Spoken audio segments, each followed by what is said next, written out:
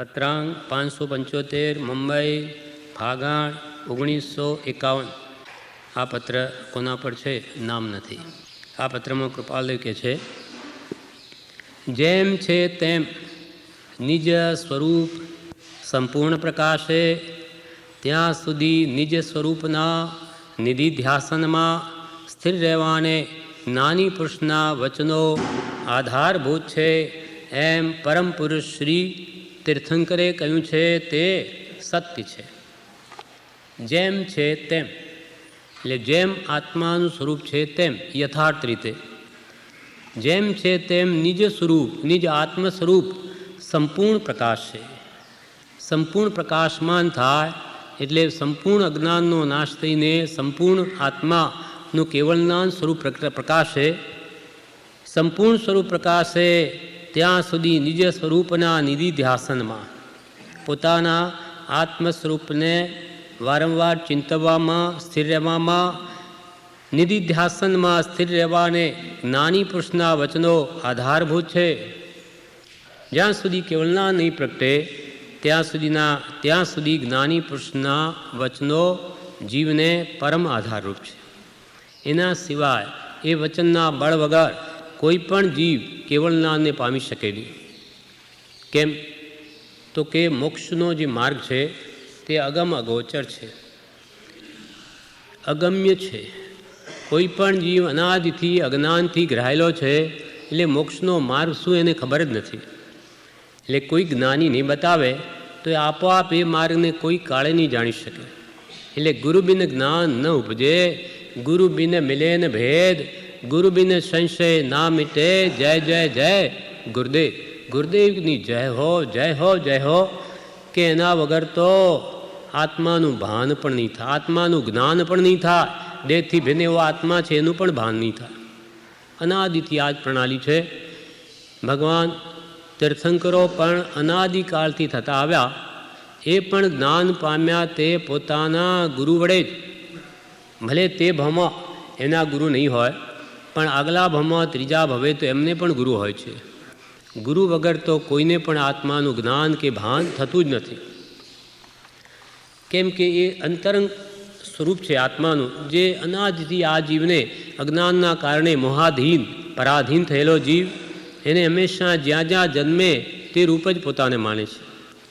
આજે આપણે મનુષ્ય થયા તો હું મનુષ્ય, એમાં વળી મનુષ્યમાં પુરુષ તો હું પુરુષ, સ્ત્રી તો હું સ્ત્રી, હું વાણિયો, હું બ્રાહ્મણ, હું પાટીદાર કે હું ધનવાન, હું ગરીબ, જે જે સ્થિતિ જે તે પામે છે કર્મને આધીન તેને પોતાનું સ્વરૂપ માને છે, તે જ હું છું એમ દ્રઢપણે જીવ માને છે। જ્યારે ખરી રીતે પોતાનું સ્વરૂપ છે જ નહીં એમ જ્ઞાની પુરુષો કહે છે, પણ એ બી ગાઢ અજ્ઞાનતાને કારણે વાસ્તવિક સ્વરૂપનું ભાન જ થતું નથી। માટે ગુરુ બિન જ્ઞાન ન ઉપજે, ગુરુ બિન મિલે ને ભેદ, ભેદ એટલે રહસ્ય, આત્માને ઓળખવા માટે જોઈતું જે રહસ્ય તત્વજ્ઞાન એ ગુરુ વગર નહીં મળે। ગુરુ બિન મિલે ને ભેદ, ગુરુ બિન સંશય ના મિટે। અનાદિકાળની જે આત્મભ્રાંતિ છે, આત્મજ્ઞાન, સંશય શંકા નહીં મિટે। ગુરુ બિન સંશય ના મિટે માટે ગુરુદેવની જય હો જય હો, જય જય જય ગુરુદેવ। એટલે અહીંયા કહ્યું કૃપાલદેવ પણ એ જ કહે છે, અનંતા જ્ઞાનીઓનો એક જ અભિપ્રાય છે કે જેમ છે તેમ યથાર્થ સ્વરૂપ સંપૂર્ણ પ્રકાશે, જેમ છે તેમ આત્માનું શુદ્ધ સહજાત્મ સ્વરૂપ સંપૂર્ણપણે પ્રકાશે ત્યાં સુધી નિજ સ્વરૂપના નિધિધ્યાસનમાં પોતાના સહજાત્મ સ્વરૂપના નિધિધ્યાસનમાં વારંવાર ચિંતવવામાં કે સ્થિર રહેવાને તે સ્વરૂપમાં સ્થિરતા કરવાને માટે જ્ઞાની પુરુષના વચનો આધારભૂત છે એમ પરમ પુરુષ શ્રી તીર્થંકરે કહ્યું છે તે સત્ય છે। કૃપાલદેવ સાખ આપે છે તીર્થંકર ભગવંતોની। એમણે કહ્યું કે જ્ઞાની પુરુષના વચનના આધાર વગર તો કોઈ કેવળ જ્ઞાન પામી શકે નહીં એમ તીર્થંકરોએ કહ્યું તે વાત કૃપાલદેવ કહે છે કે પરમ સત્ય છે, એમાં કિંચિત પણ અસત્ય નથી।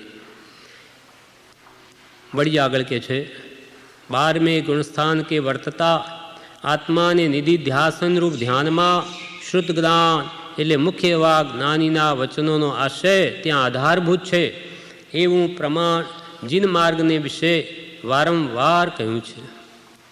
12મેં ગુણસ્થાન કે છેલ્લું ક્ષીણ મોહ ગુણસ્થાન, જ્યાં કેવળનાન પ્રગટે તે આ ગુણસ્થાન ક્ષીણ મોહનીય કર્મનો સંપૂર્ણ નાશ થાય એવું આ 12મું ક્ષીણ મોહ ગુણસ્થાનક, ત્યાં સુધી ઠેઠ 12મા ગુણસ્થાનકના અંત સુધી એ જ્ઞાની પુરુષના ઉપદેશનો આશય આધારભૂત છે. ત્યાં આપણી જેમ કે વિચાર ન કરે દેતી ભિન્ન કે શું કહી, એ તો ધ્યાન અવસ્થા છે, છતાં પણ ઊંડે ઊંડે જે આશય છે તે જ્ઞાનીના ઉપદેશનો જ હોય, તેના આધારે જ વર્તતા હોય.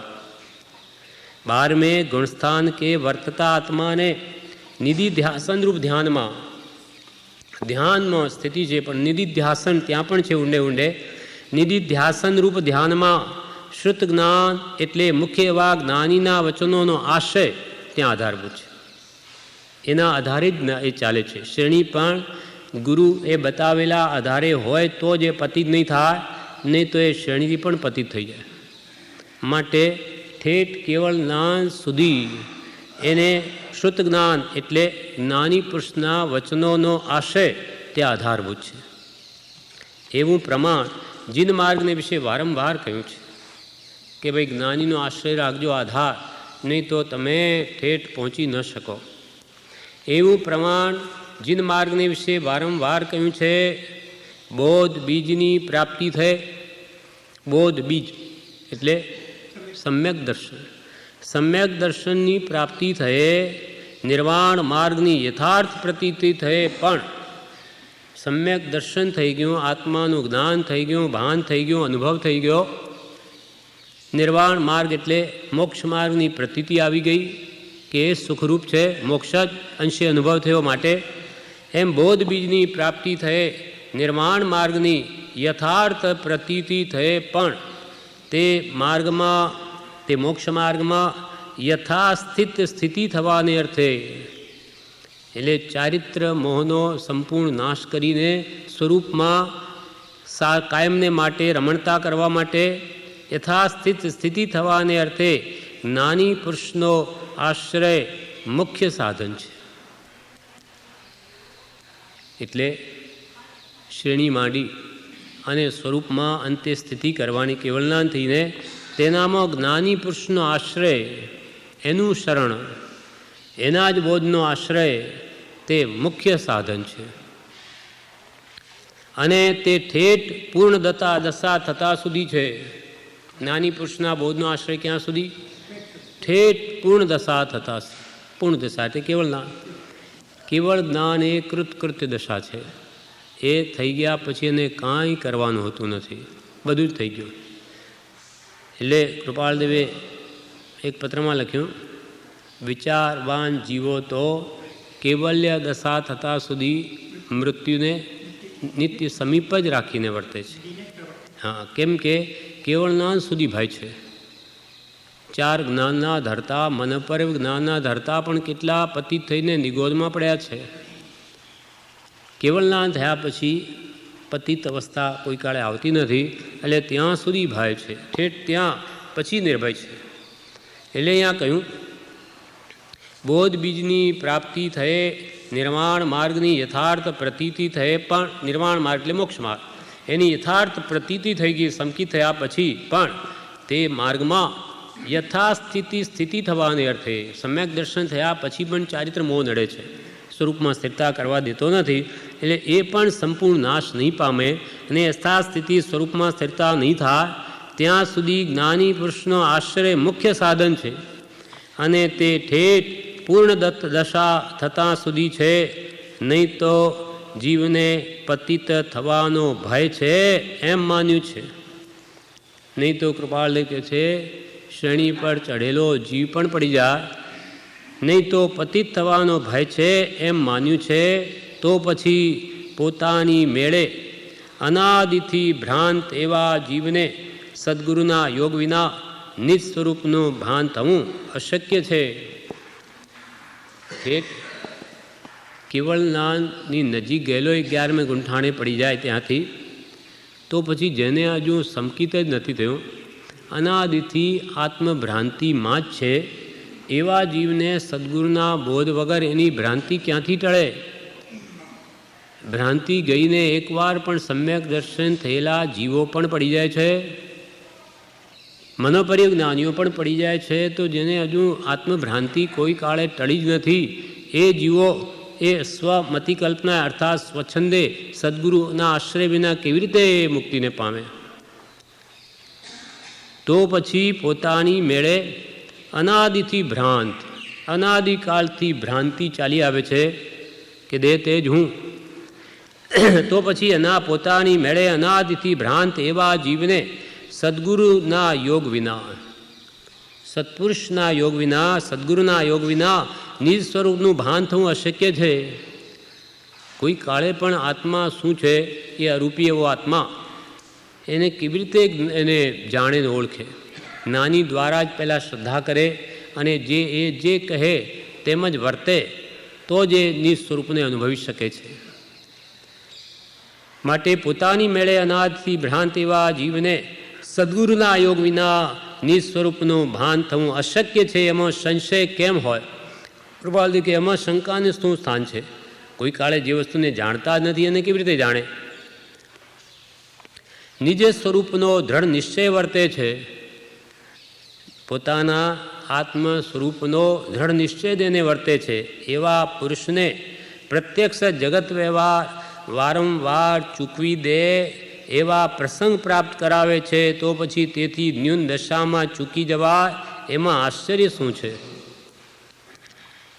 જેને જ્ઞાન થયું, આત્માનો અનુભવ થયો, એવા દ્રઢ નિશ્ચય થયો કે હું આત્મા છું, અથવા ક્ષાયક નથી થયું, ઉપશમ થયું કે ક્ષપશમ થયું, આવા જીવો પણ એ જગત વ્યવહારના કારણે એટલે માયા મોહમાં ફસાઈ જઈને એને પણ વ્યમી નાખે છે.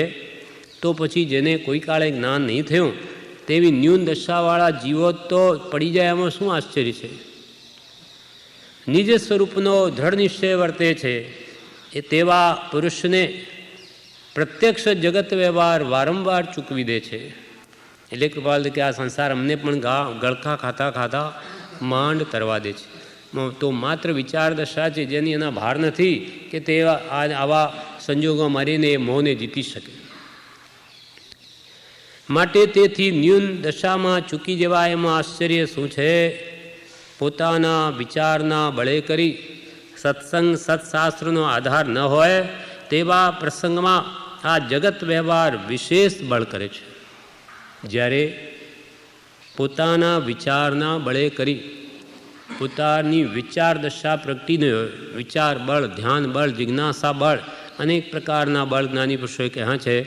વિચાર બળ પ્રગટ્યું ન હોય અને સત્સંગ કે સત્શાસ્ત્રનો આશ્રય નહીં હોય, પોતાના વિચારના બળે કરી સત્સંગ સત્શાસ્ત્રનો આધાર ન હોય તેવા પ્રસંગમાં આ જગત વ્યવહાર, આ જગતના મોહ માયાના પ્રસંગો જગત વ્યવહાર વિશેષ બળ કરે છે. અને ત્યારે વારંવાર શ્રી સદ્ગુરુનું મહાત્મ્ય અને આશ્રયનું સ્વરૂપ તથા સાર્થકપણું અત્યંત અપરોક્ષ સત્ય દેખાય છે.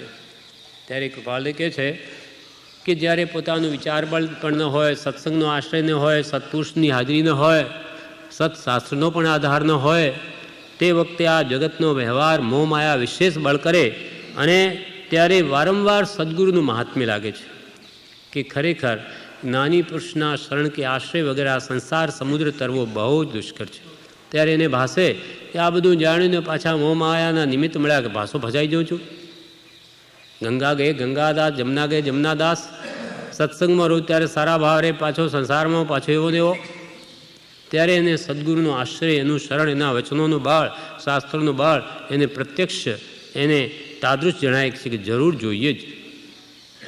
અને ત્યારે વારંવાર શ્રી સદ્ગુરુનું મહાત્મ્ય અને આશ્રયનું સ્વરૂપ, સદ્ગુરુના આશ્રયનું સ્વરૂપ તથા સાર્થકપણું અત્યંત અપરોક્ષ એટલે પ્રત્યક્ષ એને સત્ય દેખાય છે કે ખરેખર સત્સંગ કે સત્પુરુષના વચનોનો આધાર ન હોય તો આ સંસાર સમુદ્રને નહીં તરી શકું. એમ પોતાના વિચારના બળે કરી સત્સંગ સત્શાસ્ત્રનો આધાર ન હોય તેવા પ્રસંગમાં જગત વ્યવહાર વિશેષ બળ કરે છે અને ત્યારે વારંવાર શ્રી સદ્ગુરુનું મહાત્મ્ય અને આશ્રયનું સ્વરૂપ તથા સાર્થકપણું અત્યંત અપરોક્ષ સત્ય દેખાય છે. આ પ્રમાણે આ પત્રાંક 575મો પૂરો થયો. એનું વિવેચન નથી. હા, એક આમ તો 745 છે.